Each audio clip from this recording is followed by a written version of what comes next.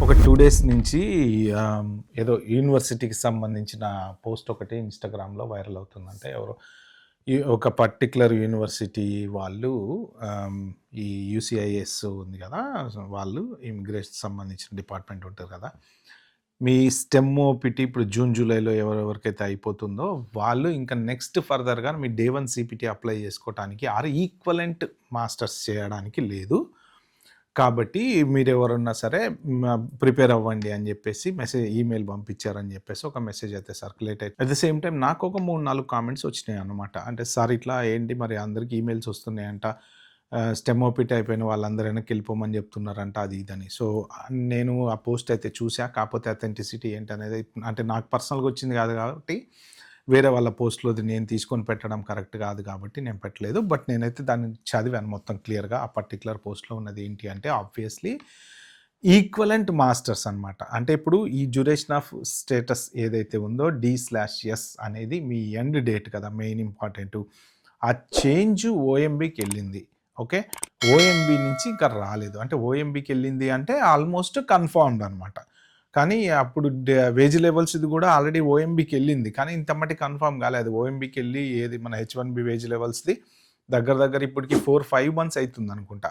So, ఇప్పుడు ఇది వాళ్ళు కన్ఫర్మ్ చేసిన తర్వాత ఫెడరల్ లిస్ట్‌లో పెట్టి ఫైనల్ చేసిన తర్వాత అప్పుడు మనకు 100% కన్ఫర్మ్ అవుద్ది. అప్పటిదాకా మీరెవరు టెన్షన్ పడాల్సిన పని లేదు.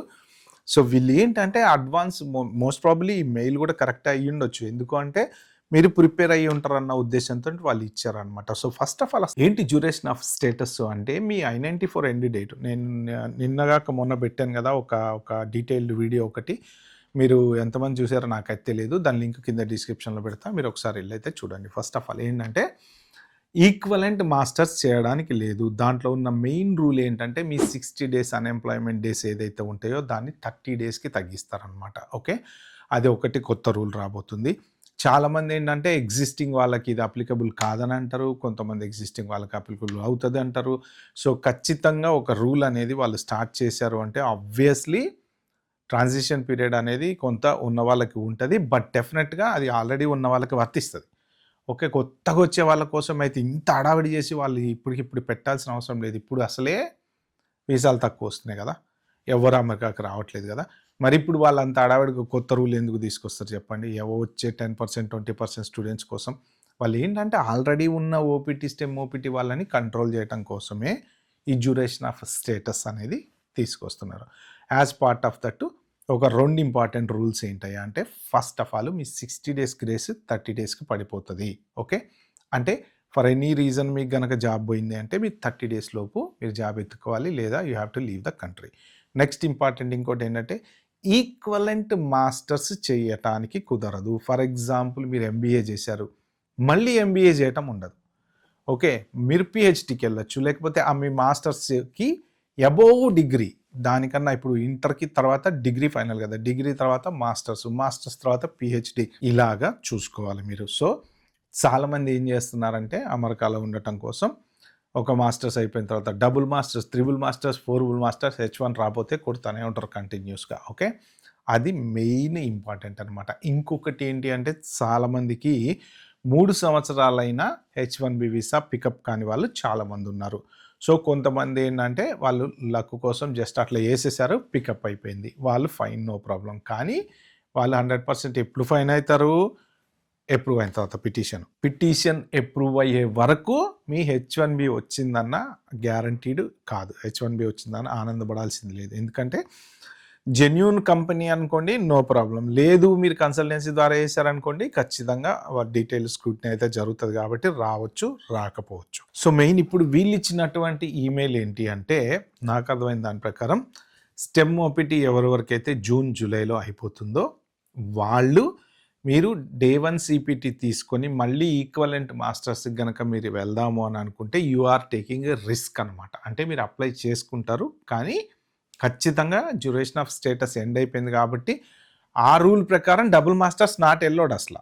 సో, ఆ పర్టిక్యులర్ రూల్ వాళ్ళు తీసుకొచ్చేటువంటి డ్యూరేషన్ ఆఫ్ స్టేటస్‌లోనే ఒక 3, 4 ఇంపార్టెంట్ బుల్లెట్ పాయింట్స్ ఉన్నాయి. 60 డేస్ నుంచి 30 days double masters not allowed. End date అయిపోయిన తర్వాత కంపల్సరీ ఎళ్ళిపోవాలి. అన్‌లెస్ చేంజ్ ఆఫ్ స్టేటస్ వస్తే తప్ప ఇలాంటివన్నీ ఉన్నాయన్నమాట. ఒకవేళ ఇప్పుడు ఈ ఇయర్ ఎవరైనా H1B పికప్ అయిన వాళ్ళు ఎవరైనా ఉన్నారనుకోండి. సో, వాళ్ళది ఎప్పుడు పిటిషను మనకి యాక్చువల్‌గా అక్టోబర్ నుంచి యాక్టివ్ అయితది H1B వీసా.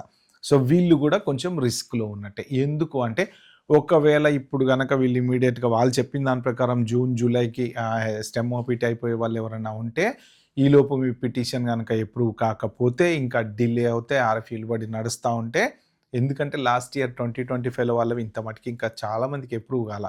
కొంతమందికైనాయి, కొంతమందికి కాలేదు. అలాగా ఇది గనక డిలే అయింది అంటే you have no choice but to leave the country అనమాట. ఎందుకంటే డ్యూరేషన్ ఆఫ్ స్టే కింద ఈ స్టే ఎండ్ అయిపోతది కదా! దాని కిందకొస్తారు. సో, మెయిన్ వాళ్ళు చెప్పేది గూడా ఏంటి అంటే స్టెమ్ ఓపీటీ వాళ్ళు మీరు మిస్‌యూజ్ చేసుకోవడానికి ట్రై చేయకండి. డే 1 సీపీటీ తీసుకోవటానికి ట్రై చేయకండి. డే 1 సీపీటీ తీసుకున్న కాలేజీల మీద ఖచ్చితంగా సీరియస్ వీళ్ళైతే డే 1 సీపీటీ అంటే ఫర్దర్‌గా మీరు ఏ చేంజ్ ఆఫ్ స్టేటస్‌కెళ్ళినా రాదు. వన్స్ దాంట్లోకెళ్లారు అంటే అది మాత్రం ఖచ్చితం. Even I-485 applications green card ఇవి గూడా మీరు ఎప్పుడో 15 సంవత్సరాల క్రితం డే 1 సీపీటీ తీసుకున్నా గానీ మీకు రిజెక్ట్ అవుతుందనమాట. మీరేంటంటే ఇంకా ఎళ్లి మళ్ళీ రావటం తప్ప మీకు వేరే ఆప్షన్ లేదు. ఓన్లీ ఆప్షన్ ఏంటంటే పీహెచ్‌డీకి. మళ్ళీ మీ F1 వీసా మీద పీహెచ్‌డీకెళ్ళాలి. సో, డే 1 సీపీటీ ఎందుకు తీసుకుంటారంటే 40 అవర్స్ జాబ్ చేయటం కోసం. ఈ డ్రామా అనేది వాళ్ళకి తెలిసిపోయింది. ఏంటి అంటే వీళ్ళు ఓపీటీలో H1 అప్లై చేస్తారు. స్టెమ్ ఓపీటీలో H1 అప్లై చేస్తారు. ఈ 3 సంవత్సరాల్లో పికప్ కాకపోతే డే 1 సీపీటీ తీసుకుంటారు. జాబులు చేసుకుంటారు. మళ్ళీ H1 అప్లై చేసుకుంటా కూర్చుంటారు. ఇలాగ కంటిన్యూస్‌గా H1 వచ్చేదాకా అక్కడే ఏదో ఒక రకంగా కాలం గడుపుతుంటారు అనే విషయం వాళ్ళకి క్లారిటీగా బ్రిడ్జ్ గ్యాప్. మీరు బ్రిడ్జ్ గ్యాప్ కోసం అమెరికాలో ఉండటం కోసం అంటే మీ ఇంటెన్షన్ ఏంటంటే రాంగ్ ఇంటెన్షన్. ఎందుకు అంటే మీ కోర్స్ అయిపోయింది, ఓపీటీ అయిపోయింది, స్టెమ్ ఓపీటీ అయిపోయింది. ఇంకా అమెరికాలో ఉంటున్నారు అంటే you have a wrong intention. Okay. మీరు వెనక్కి వెళ్ళిపోవాలని లేదనమాట. జనరల్‌గా మీరు వీసా తీసుకునేటప్పుడు వాళ్ళు మిమ్మల్ని అడిగేటువంటి క్వెషన్ ఏంటంటే కోర్స్ అయిపోయిన తర్వాత వెళ్ళిపోతావా అంటే ఆ లక్షణంగా నేను వెళ్ళిపోతా అని చెప్తామనమాట. అంటే అది చెప్తాము. కానీ వా మనం ఎళ్ళము. ఏదో ఒక రకంగా కంటిన్యూ అయితా ఉంటామనమాట. సో, కాబట్టి ఎవరైనా సరే స్టెమ్ ఓపీటీ వాళ్ళు జూన్, జూలై తర్వాత డే 1 సీపీటీ తీసుకునే వాళ్ళుంటే తీసుకోకండి. డబుల్ మాస్టర్స్ తీసుకోకండి. డబుల్ మాస్టర్స్ మీకు ఎలిజిబిలిటీ లేదు. ఒకవేళ ఈ రూల్ స్టార్ట్ అవ్వబోతోంది అని వాళ్ళు చెప్పారు. సో, పీహెచ్‌డీ తప్ప మీకు వేరే ఆల్టర్‌నేట్ లేదు. లేదు అంటే O1 వీసాకి మీరు ఎలిజిబుల్ అయితే O1 వీసా అప్లై చేసుకోండి. అదొక ఆల్టర్‌నేట్ ఉంది. అదర్ దాన్ దట్ మీకు ఇంకా H1 వస్తే H1 కన్ఫర్మ్ అవుతే చేంజ్ ఆఫ్ స్టేటస్ ఆ టైంకి మారిపోతే మీరు తీసుకోవచ్చు. లేదు అంటే మాత్రం మీకు ఇండియా వెళ్ళిపోవటం తప్ప వేరే ఆప్షన్ లేదు. కానీ ఇల్లీగల్ స్టే మాత్రం దయచేసి ఎవరు చేయకండి. ఎందుకు అంటే బార్ చేశారంటే ఇంక మీరు ఎప్పటికీ ఏ దేశానికి వెళ్ళడానికి ఉండదు. అయిపోయింది. ఇంక అక్కడికి మీ ఇదైతే ఎండ్ అయిపోతది. సో, తర్వాత ఇంకొకటి ఏంటంటే చాలామంది పిల్లలు ఈ ఇయర్ గూడా ఎప్పుట్లాగానే కన్సల్టెంట్‌లకి డబ్బులిచ్చి H1B వీసాలు లాటరీలో అప్లై చేశారు. నిజంగా జెన్యూన్‌గా జాబ్ ఉండి కంపెనీలు నేను అప్లై చేస్తారా నాయనా నీకు అన్న వాళ్ళకేమో పాపం పికప్ అవ్వలేదు. కానీ చూద్దాం మన కన్సల్టెన్సీ నుంచి చేద్దాం వస్తే వచ్చింది లేకపోతే లేదు అనుకున్న వాళ్ళే పికప్ అయింది.